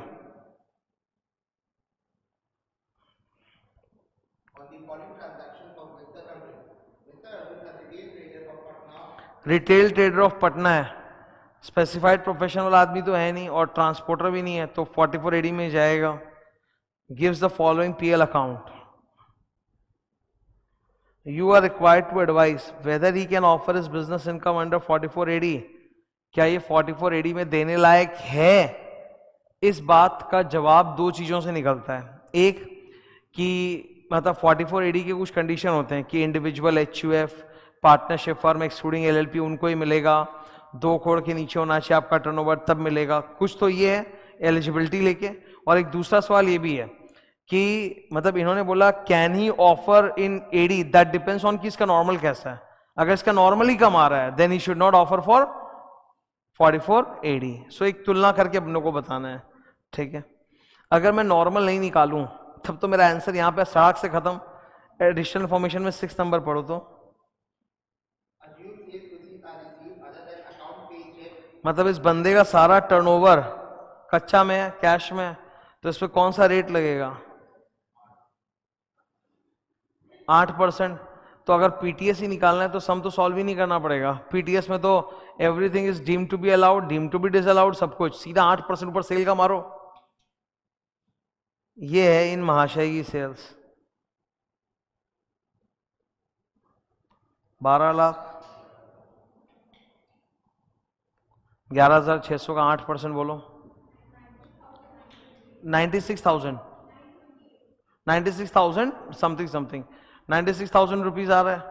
ठीक है, तो ठीक ही है। अब हमको नॉर्मल इनकम तो पता नहीं तो हम बात कैसे करें? तो वो तो हम लोग सॉल्व करके दिखा देंगे क्वेश्चन में। अब नॉर्मल करते हैं, चलो ठीक है। तो तुमने फिगर कितना बोला मेरे को? 96 बस। ठीक है, तो पीटीएस तो निकाल लिया, बाद में बना देंगे। अब चलो नॉर्मल करते हैं पहले हम लोग। नॉर्मल सम्स करने का जो हमारा स्टाइल होता है सिंपल है कि you have 3 areas in the question to look upon, debit side, credit side and then adjustments. ठीक है, let's look at the credit side because it's always छोटा कि यहाँ क्या प्लस होगा क्या माइनस होगा। हड़बड़ी मत करना, गड़बड़ी मत करना, सही करना। सेल्स तो ठीक है सर। इनकम फ्रॉम यूटीआई वो यहाँ आएगा क्या? नहीं, वो तो आईएफओएस का आइटम होता है, माइनस करो। माइनस होगा ना, प्लस थोड़ा ना होगा। इसकी वजह से आपकी नेट प्रॉफिट बढ़ी हुई है तो आपको तो हटाना है वहां से, माइनस करोगे। डिविडेंड फ्रॉम फॉरेन कंपनी ये भी तो आईएफओएस का आइटम है सर। क्लोजिंग स्टॉक ठीक है, ग्रॉस प्रॉफिट ठीक है, उसका कुछ नहीं करना अपने को, सही है। ओके, कोई डाउट है क्या? फिर क्या है? Opening stock, purchases, gross profit ठीक है। फिर नीचे सैलरी ठीक है, रेंट एंड रेट ठीक है, इंटरेस्ट ऑन लोन ठीक है। अभी तो ठीक है, अभी तो नीचे आके पढ़ूंगा कि कैश में तो मतलब हुआ है क्या हुआ है। डेप्रिसिएशन सर ये वाला तो एडबैक होता है, अलग से निकाल के फिर माइनस होता है। Printing, stationery, postage, telegram, loss on sale of shares ये तो कैपिटल गेन्स में आएगा, पीजीबी में तो आएगा नहीं, तो add back. Other general expenses, net profit. So they have given you the figure of net profit as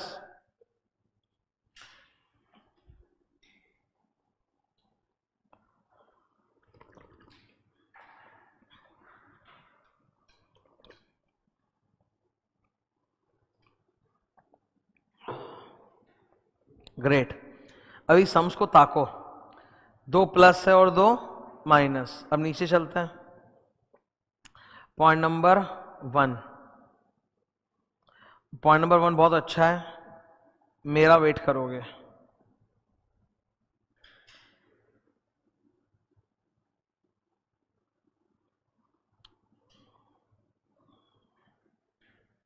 1.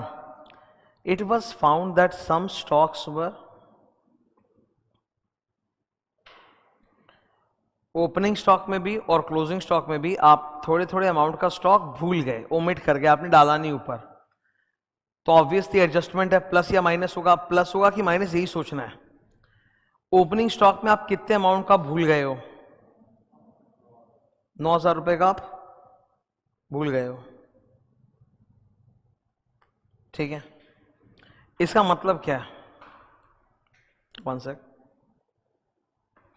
Opening stock 9,000 का भूल गए। ओपनिंग स्टॉक डेबिट साइड में आता है। अगर ये 9,000 तुम भूल गए हो, मतलब एक्सपेंडिचर कम हो गया, तो इनकम बढ़ गया है ना। अगर ये 9,000 रुपया जो तुम भूल गए हो, अगर तुम डाल दो ओपनिंग स्टॉक में 2,000, तो नेट प्रॉफिट तो 9,000 से कम हो जाएगा। तो नेट प्रॉफिट जो अभी हम देख रहे हैं वो तो बढ़ा हुआ है, उसको कम करना चाहिए ना, रिड्यूस इट। कुछ जन को ये सोचने में ना बहुत दिक्कत आती है, मुझे भी आती है। कुछ जन इस मामले में बहुत फास्ट होते हैं, उनका एकदम सड़ासड़ निकल जाता है। मेरे को सोचना पड़ता है बार बार, मैं फिर से सोच लेता हूँ, ठीक है। ओपनिंग स्टॉक डेबिट साइड का आइटम है, तुम 9,000 का भूल गए।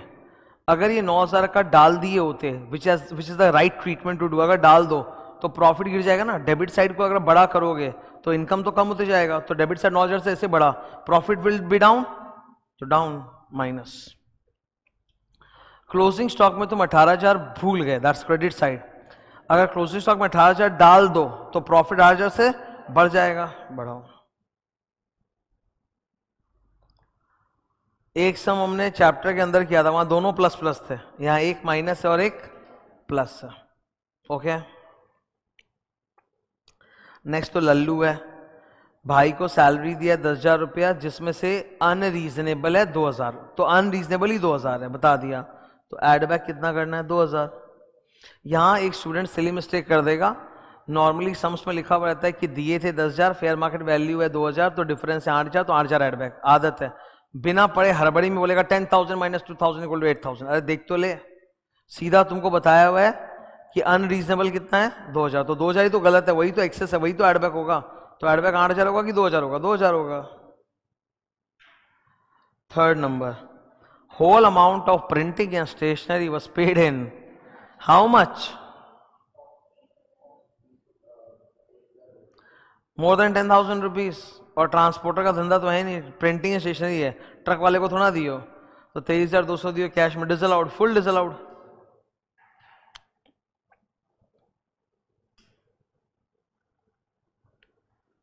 डेप्रीसिएशन, डेप्रीशिएशन का डिटेल दिया हुआ है, WDV है, ओपनिंग 4,20,000। एक नया प्लांट इन्होंने खरीदा था जिसपे 15% रेट है, प्लांट मशीन पे नहीं बोलते तो भी मैं 15% रेट ही लगाने वाला था। Was bought on 1 July for 70,000, 1 जुलाई को खरीदा है, कुछ नहीं बोला है, तो मैं ये मानूंगा जुलाई में पुट टू यूज हो गया, तो फुल रेट लगेगा ना।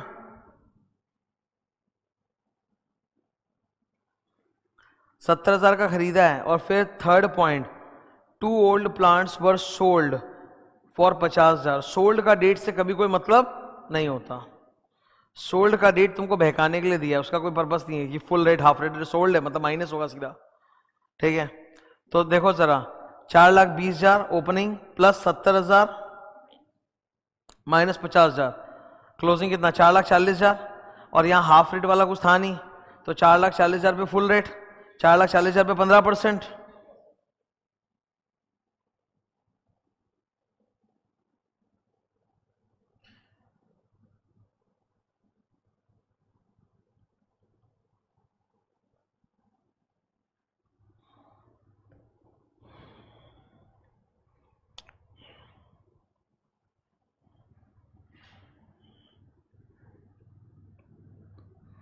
ठीक है, यहां पर प्लांट मशीनरी जो नया खरीदा है, क्या उसके ऊपर एडिशनल डिप्रिसिएशन 20% आएगा क्या? नहीं आएगा। क्यों नहीं आएगा? ट्रेडर है, मैन्युफैक्चरर नहीं है।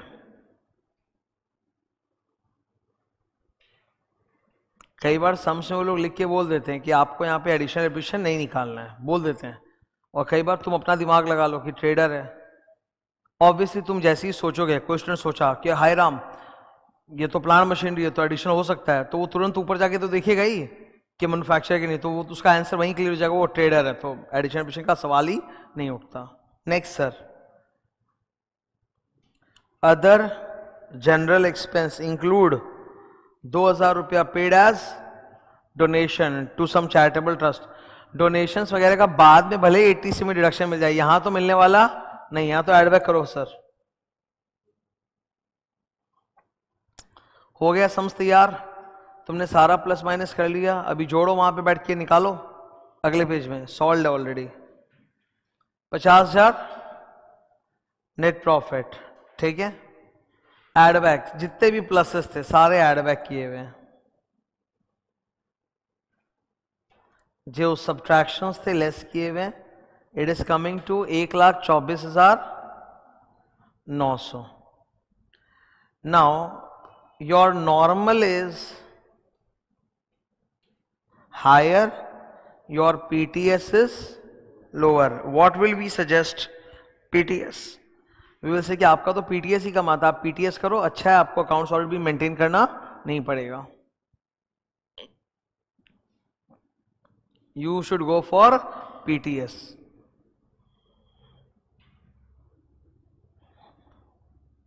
ठीक है। डेप्रिशिएशन का जो हमने निकाला 66,000 वही है।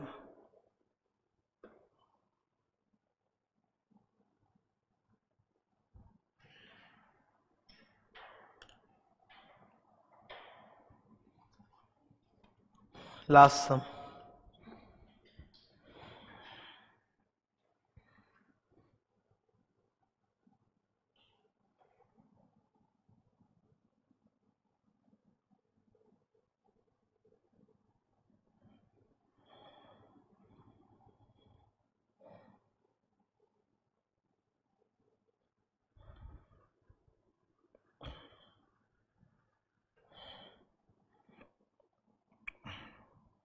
क्वेश्चन जब तक आपको पीटीएस के बारे में कुछ नहीं बोले, आप पीटीएस में जाओगे नहीं, सिर्फ नॉर्मल करोगे, ठीक है। क्वेश्चन जब तक पीटीएस के बारे में खुद नहीं बोले, आप कभी पीटीएस मत निकालो, सीधा नॉर्मल निकालो, बात खत्म करो। तो क्वेश्चन में पीटीएस के बारे में कुछ नहीं बोला है। पिछले क्वेश्चन में पीटीएस पीटीएस 2 बार बोला था, यहां तो बोला ही नहीं है, तो leave PTS, I will go for normal. Compute income taxable under the head PGBP of the following transaction. Trading PL दिया हुआ है, वही है, डेबिट साइड है, क्रेडिट साइड है, and then you have got few adjustments, तो उधर से ताकना चालू करते हैं। राइट साइड सेल्स ठीक है सर, क्लोजिंग स्टॉक ठीक है, ग्रॉस प्रॉफिट भी ठीक है। ओ डिविडेंड फ्रॉम इंडियन कंपनी ठीक नहीं है, ये तो आईएफओएस इनकम है, यहां पे क्या कर रहे हैं, हटाओ इसको। Income tax refund, income tax का कभी डिडक्शन मिला नहीं था, तो आज रिफंड आने पे टैक्सेबल भी नहीं है, not taxable.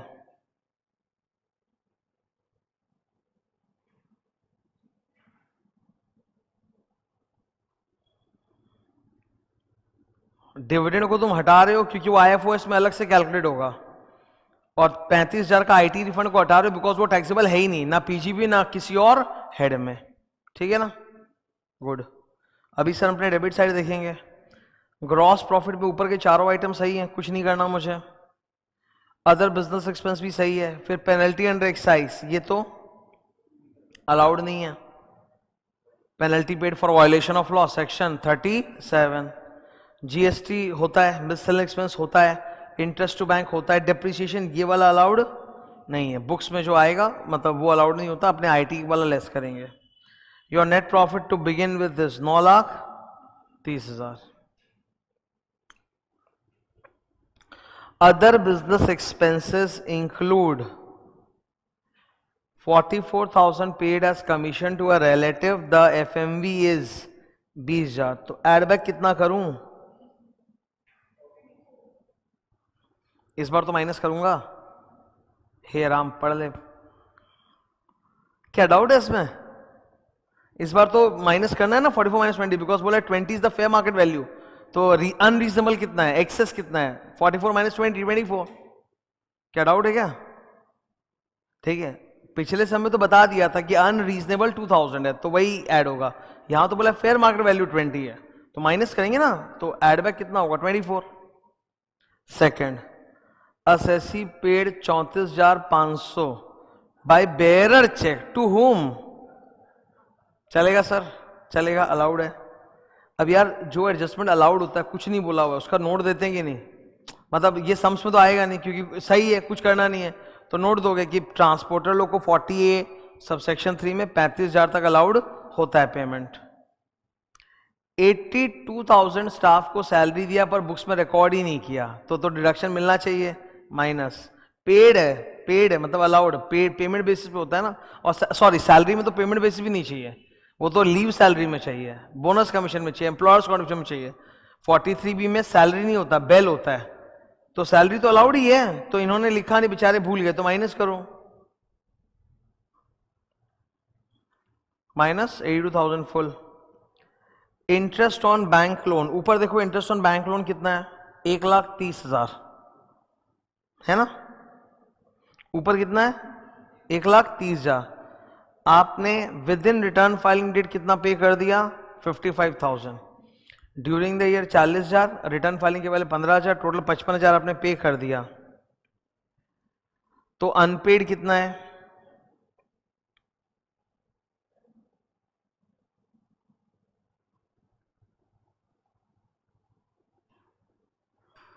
Section 43B interest on loan payment basis पे अलाउ होता है, तो अनपेड कितना है 75,000, तो वो एडबैक हो जाएगा।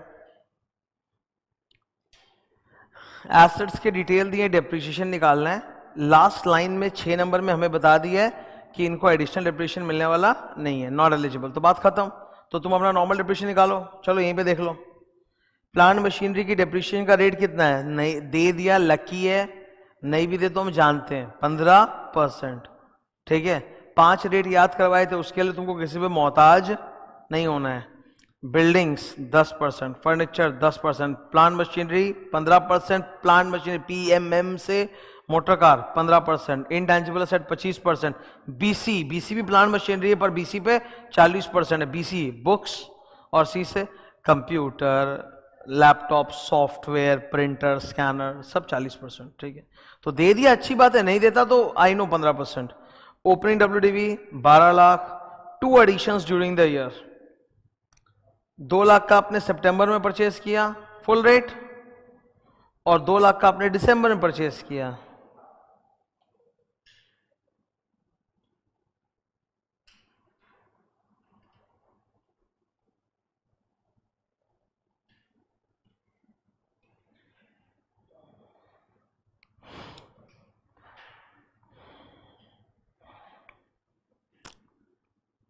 हाफ रेट वाले का पहले निकाल लो, तो 2 लाख का तुमने दिसंबर में परचेज किया, दिसंबर वाला 2 लाख, 2 लाख का 15%, हाफ 7.5%, 2 लाख का 7.5% कम्स टू 15,000 रुपया, ओके। टोटल एडिशंस कितने थे, 4 लाख, तो 12 लाख की ओपनिंग WDV, 4 लाख का एडिशन जोड़ के 16 lakh, minus 1 lakh cell proceed, कितना हुआ 15 लाख, कुछ गलत बोला क्या मैंने, 12 4 16 माइनस 1 15 लाख। 15 लाख में से 2 लाख पर, 15 लाख में से 2 लाख पर आप ऑलरेडी निकाल चुके, तो बैलेंस कितना बचा, 13 लाख के बैलेंस पर कितना रेट होगा, फुल रेट।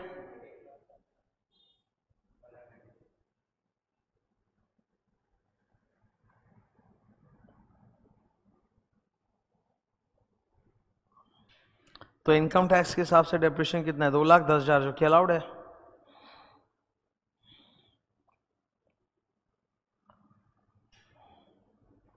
हो गया। अब सॉल्यूशन देख लेते हैं, क्लियर है कि नहीं, सारे प्लस माइनस सब आपको मिलेंगे। नेट प्रॉफिट 9,30,000, 4 आइटम प्लस हुआ था, टक टक टक, 4 माइनस हुआ था, टक टक टक। Your PGBP income comes as 5,97,000। Depreciation का नोट बनाया हुआ है, डेप्रीसिएशन का नोट बनाया हुआ है, डेप्रीसिएशन कम्स टू 2,10,000, वो तुम निकाल चुके पीछे पेज में। फिर एक नोट जाएगा कि ट्रांसपोर्टर को जब आप पे करते हो तो 35,000 तक अलाउड होता है, हो गया। सॉल्व है सम्स, पर सॉल्यूशन मेरे लिए इंपॉर्टेंट कभी नहीं रहा, मेरे लिए हमेशा इंपॉर्टेंट ये है, ये हमेशा this one is important for me, never ever solution. मैं तुमको एक बात बताता हूं, मेरे एक टीचर थे, ठीक है, कॉस्टिंग के सर थे, आलोक चक्रवर्ती सर, उन्होंने मतलब he was a very reputed teacher at that point of time.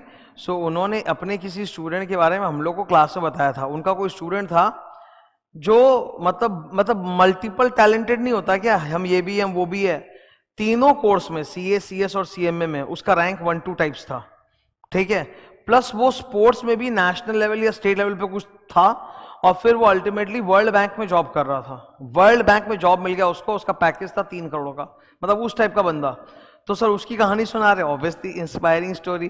तो सर बता रहे थे कि वो लड़का क्या किया था, वो एग्जाम के पहले, एंड बाय द वे वो स्टूडेंट जो है वो मुझसे भी मतलब 8-10 साल ऊपर है, सीनियर है। तो उन लोग के टाइम पे एक दिन का छुट्टी नहीं होता था, मतलब जैसे एग्जाम में एक दिन का गैप होता है ना, जैसे मेरे इंटर के टाइम पे कोई गैप नहीं था। मेरे इंटर के जो एग्जाम थे लगातार थे एकदम 6-7 दिन तक, और फाइनल में जब मैं आया तब गैप आ गया था लकीली, तो फाइनल में मुझे गैप मिला। पर वो स्टूडेंट जो जिनकी बात हो रही, तो मुझसे भी सीनियर थे बहुत, तो उनका तो कोई गैप ही नहीं होता था, लगातार था, विदाउट एनी गैप। मतलब आज एग्जाम दे के आए हैं, कल एग्जाम देने जा रहे हैं वापस। He had the capability to revise all the sums, वो सारा सम्स फिर भी रिवाइज कर लेता था। सर बोलते थे, सर बताए, वो खाली सम्स देखता और देख देख के, बस सम्स देख देख के पूरा रिवाइज करता, उसको आंसर भी देखने की जरूरत नहीं है। तो कैसे, वो ऐसे ही ना, ब्लूप्रिंट। अब जब तुम यही सम घर में रिवाइज करोगे, do you need to check the solution also? No, मेरे को अप्रोच मालूम होना चाहिए। यही छप के आएगा क्या कल एग्जाम हॉल में कि मैं इसका आंसर रट्टा करके जाऊंगी, इसका आंसर आएगा 5,95,000? ये थोड़ा रट्टा होके आएगा, तो कुछ और ही सम्स आएगा। मेन है कि सम में जितने भी एडजस्टमेंट अप्रोच है वो आता है कि नहीं आता। तो वो तो तुमने पूरा ब्लूप्रिंट बना लिया ना प्लस माइनस करके, अब तो खड़ा कर सम्स को उतारना है, कोई गलती होगा ही नहीं, ठीक है। तो वो टेंशन खत्म हो जाता है। With this our more practice of PGBP comes to an end. We have done lot of sums in PGBP inside, plus more practice भी था, वो भी हमने खत्म कर लिया।